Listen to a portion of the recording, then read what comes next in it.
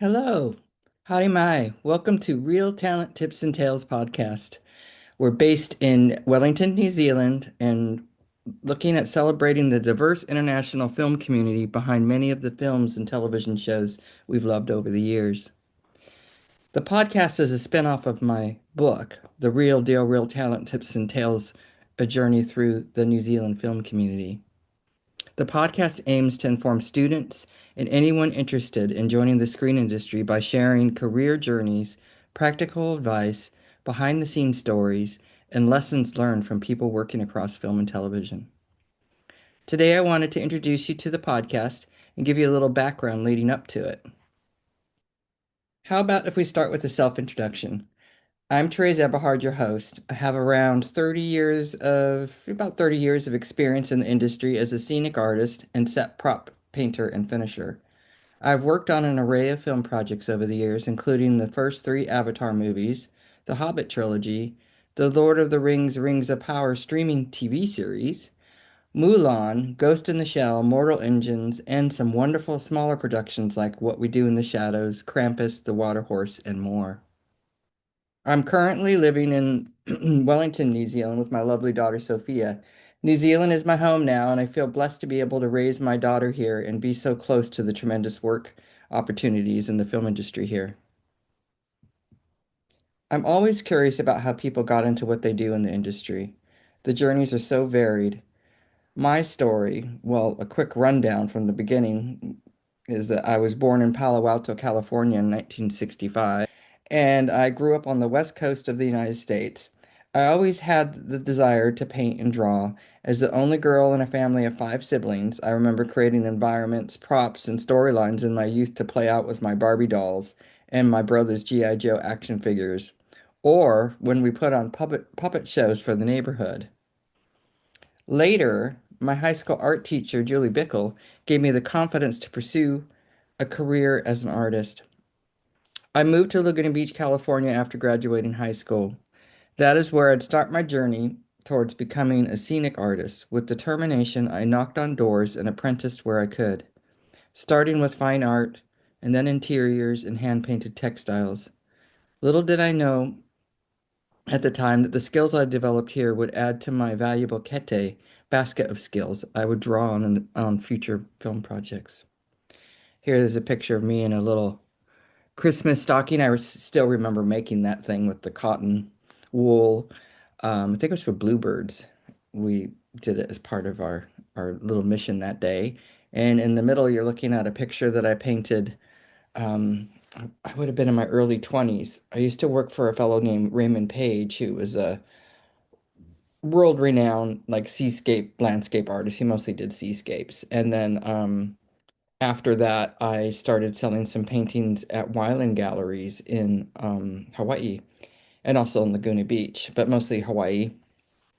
I was one of the first people to do, or was the first person to do a bi-level painting with Wyland, where I painted the top and he did the underwater life. That was a present for his mom, which is really sweet. And then the other picture you've got there is me doing some furniture for Harrison Tangalaka. So the company that I worked for, we did hand painted fabrics. We'd go into people's houses.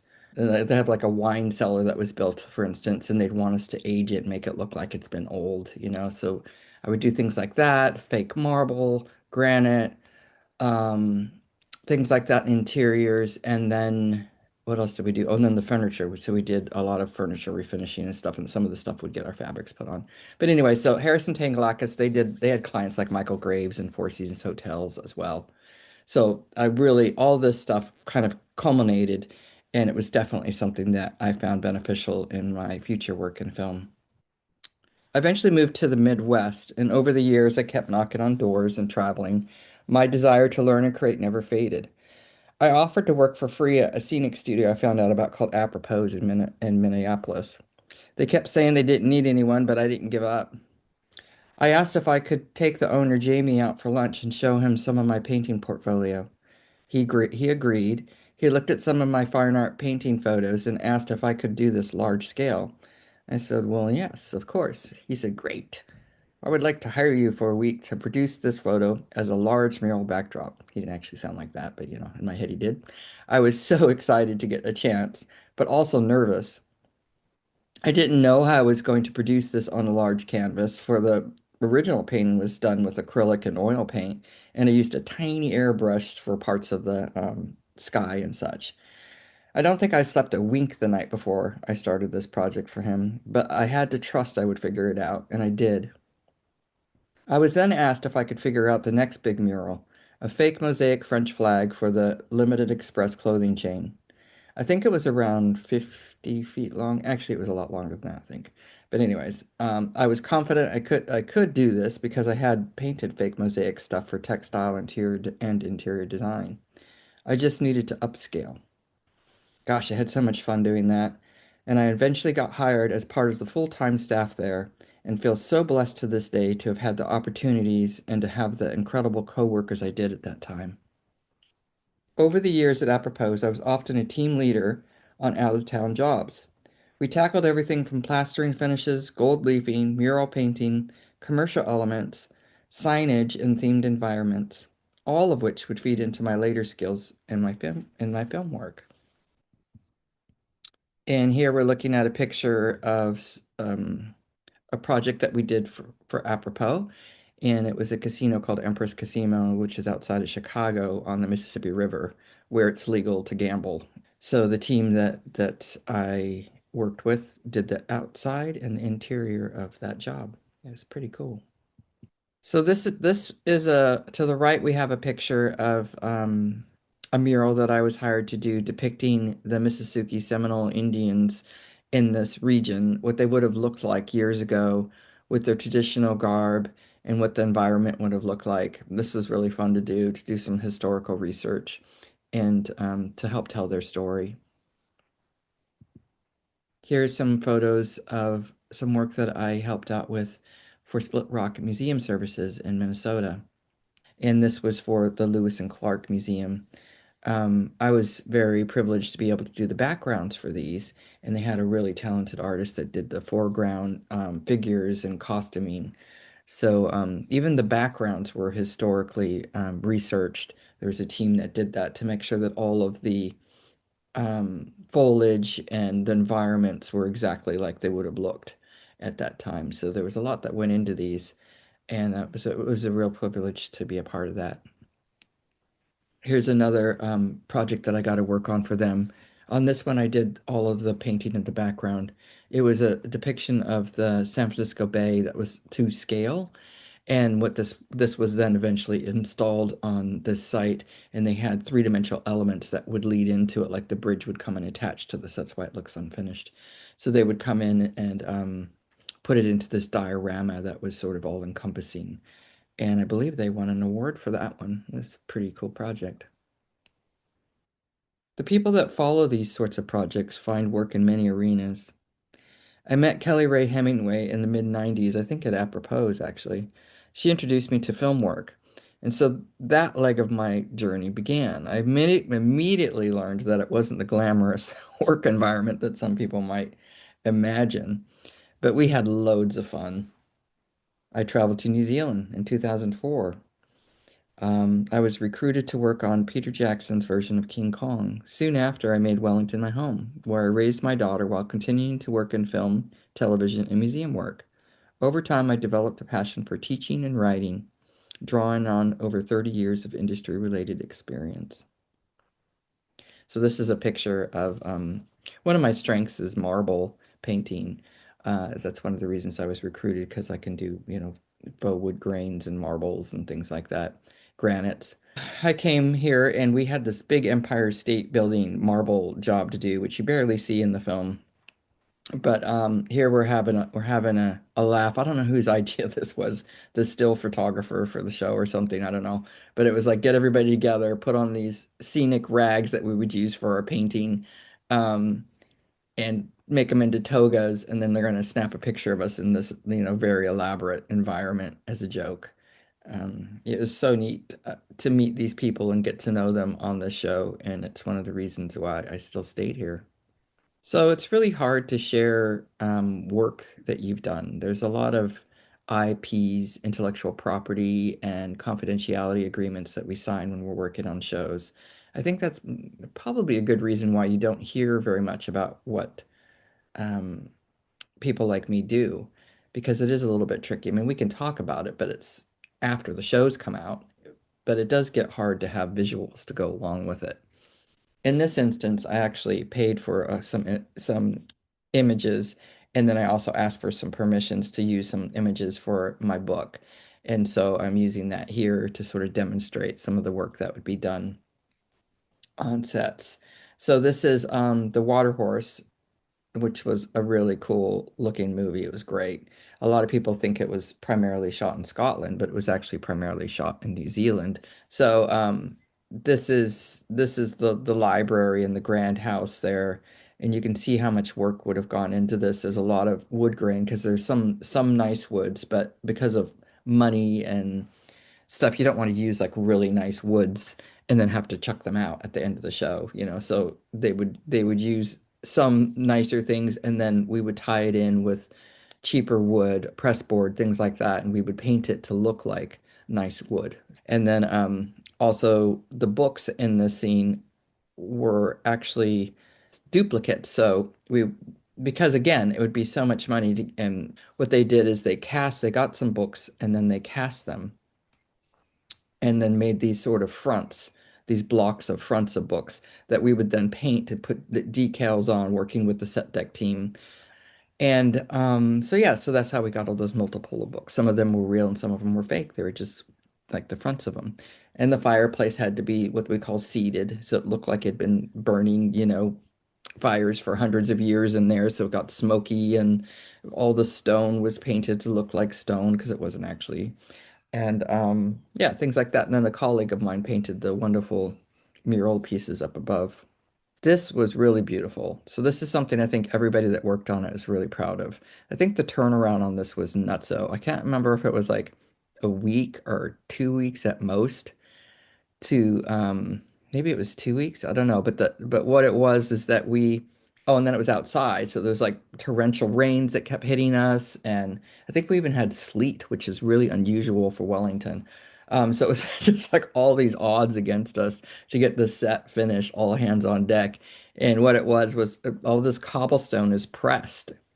Really clever work done by Sam Jeanette in the sculpting casting sort of fabrication department.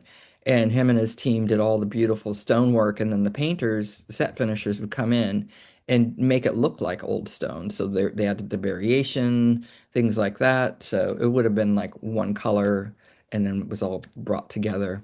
And then we also had like the barrels were painted because they weren't real barrels for the most part, and they would be cast in multiples, and then we would paint those up too.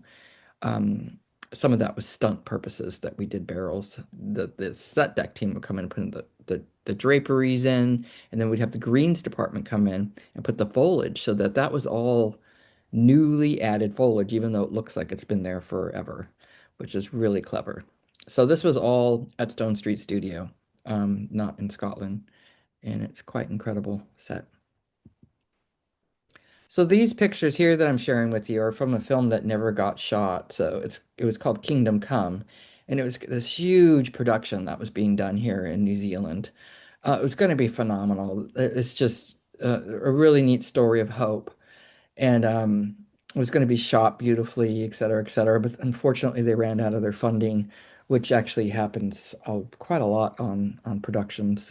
People don't really hear about it, obviously, but yeah, people lose their funding. They might even lose their funding, which we've seen on series where all of a sudden it's like, wow, that sort of wrapped up short. In this instance, they ran out of funding, but you could see some of the work that went into the sets, and I've got permission to share these with you.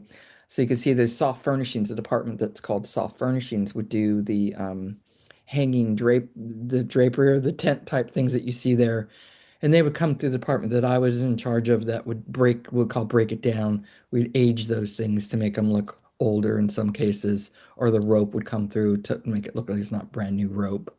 The cages and things like that were made by the wonderful set deck teams, and that would be colored and aged as well in the department that I was working in.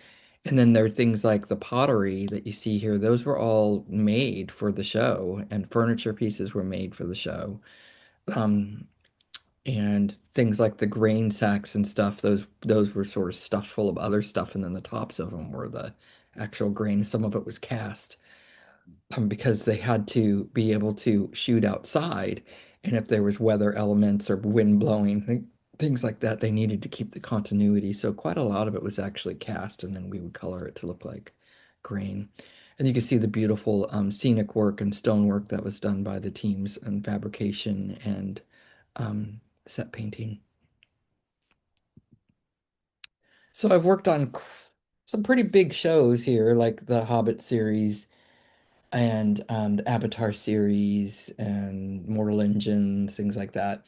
And so some of the jobs that I would get up to, and that I was in charge of a team to help kind of figure out processes, was on The Hobbit.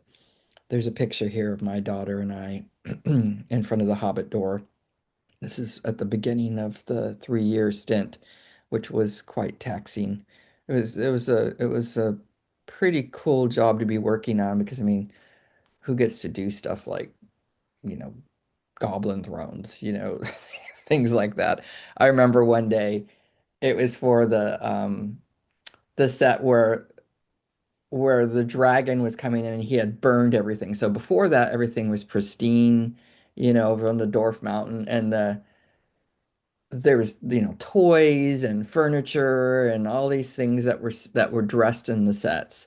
And then that was all brought back to us after they shot that, and we were told to break it down and burn it so that it looked like the dragon had done it. And I'll never forget the team that were in charge of doing that in the backyard of the where we were working.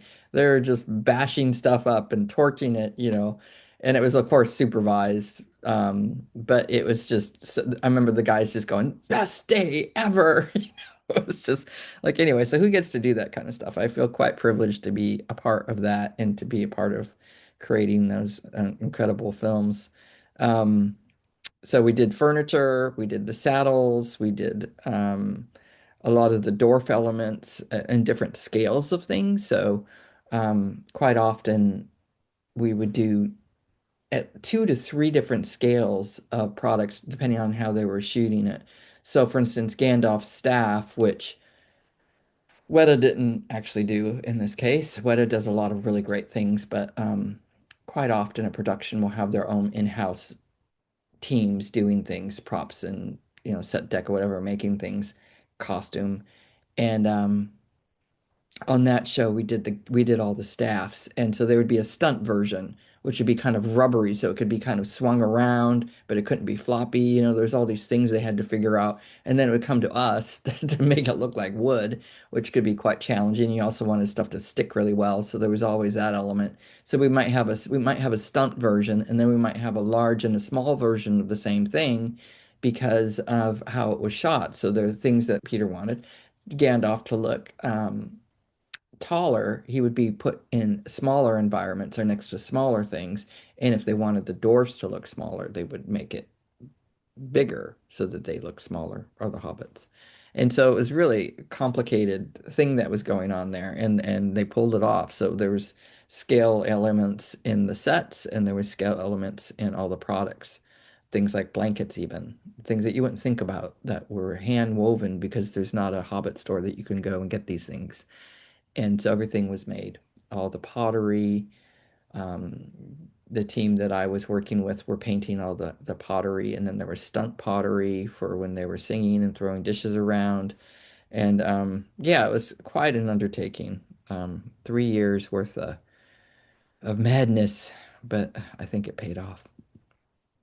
Some of the other work that I do, some of the things that I really enjoy is the gross stuff, like working on like horror films. You get to do some creepy things, or I don't know. So here's a picture of a skeleton that I got what they call breakdowns. It was given to me. It was not a real skeleton, so I got to age all the clothing that was on it and age it up so that it looked like it'd been, in a crash for many, many years.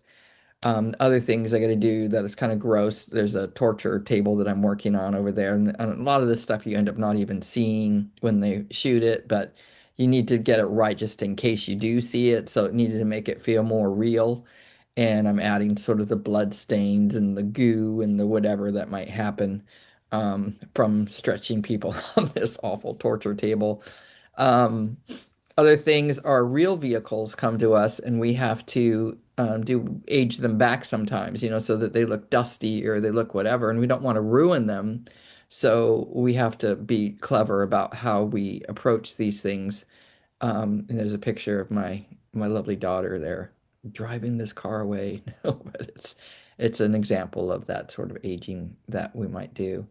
Um, and then there's a picture here of the team, like all hands on deck, getting this coffin done to be on set. It was quite an elaborate coffin, and it took a while to make, and it needed a quicker turnaround than what was realistic, honestly. And so it was all hands on deck, having good times, getting this thing done so it can look beautiful on set. And again, there's a photo of me doing some marble, which is something I really enjoy doing. So some of my favorite projects were more about the amazing team I worked for. As the set finishes and the props teams on Ghost in the Shell and Mortal Engines were absolutely awesome. It was such a treat to be working alongside the talent that I got to work with. Um, and the things that we got to get up to were pretty fun too. So there's a picture here. My confidentiality is pretty tough on things, so it's pretty rare that even my daughter can come on set or come to work. But on the weekends when I'm doing overtime, sometimes she'll sit in the office, a couple hours while I'm wrapping something up. And she came out at this point, and we got to try on a device to see how it worked. That's not really real, but it's pretty fun. So this is a screenshot that I took from a trailer, and it's for Ghost in the Shell, and it's really cool to show how much work goes into some of these things. It happens so fast when you're watching the movie that you might not catch it, but there's a background screen here that's gorgeous that was designed and hand painted just for the show.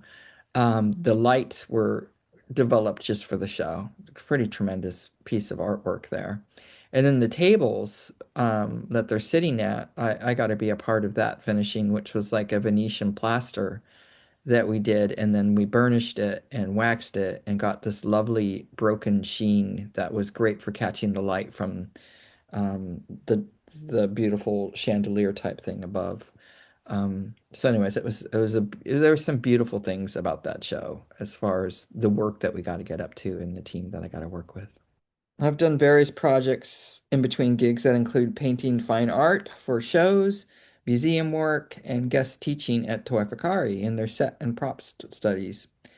Even though I've worked on some major world-renowned productions, I'm certainly not famous, and I'm one of thousands of crew members who sit in the background working our magic. It doesn't make us unimportant. In fact, the crews, the film communities are the ones who support the famous people, so they can do what they do, and vice versa. We rely on each other. I believe the unsung heroes' journeys and contributions are certainly worth celebrating just as much as the famous ones, and that students looking into film should have a realistic and more encompassing idea of what goes into film and television productions. Which brings me to the book idea. The original idea for this book that I made was lit in the 1990s when I began my film career. I was working on a wonderful feature film in Minnesota, USA. This Midwestern state bordering Canada was often the setting for snowy productions back then, including films like Fargo, the Coen brothers are from Minnesota, Grumpy Old Men, The Mighty Ducks, A Simple Plan, and many others. Unfortunately for this specific project, it was an unusually snowless year in Minnesota. They say it was too cold to snow, actually, which is crazy.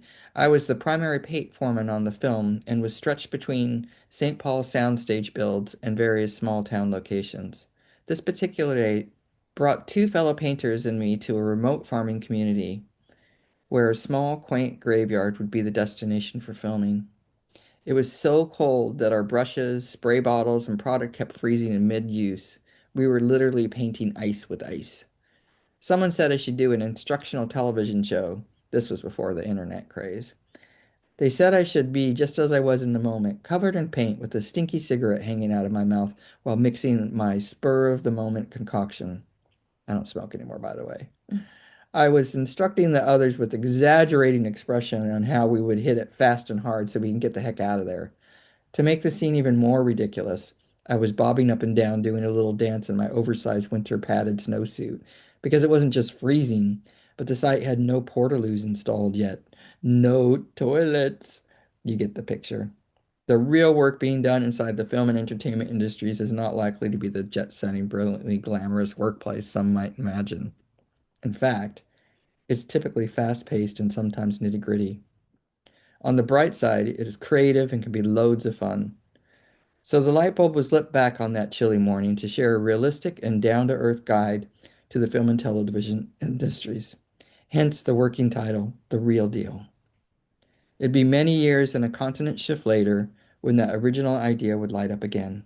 Over the last couple years, a leukemia diagnosis found me stepping into unknown territory. As time has passed, I have found myself enjoying exploring territory that I do know, my long-running book passion project. For over 10 years, I'd been ticking away on the real deal, real talent tips and tales, a journey through the New Zealand film community, because it really did become a journey. I had been fortunate to have been accepted into a clinical trial that addresses challenging blood markers like mine, and I'm doing pretty good at the moment. But at the time, I couldn't commit to work or a schedule for various reasons. One biggie, I'd felt fatigue over that last year like I'd never felt before. And that is coming from someone who had been working long hours under a lot of pressure on long-running film projects for many years. Apparently, this was all a side effect of the disease, the fatigue. The best way I can describe it is I felt like I was shutting down. My brain just didn't want to work, and just walking up a flight of stairs was exhausting.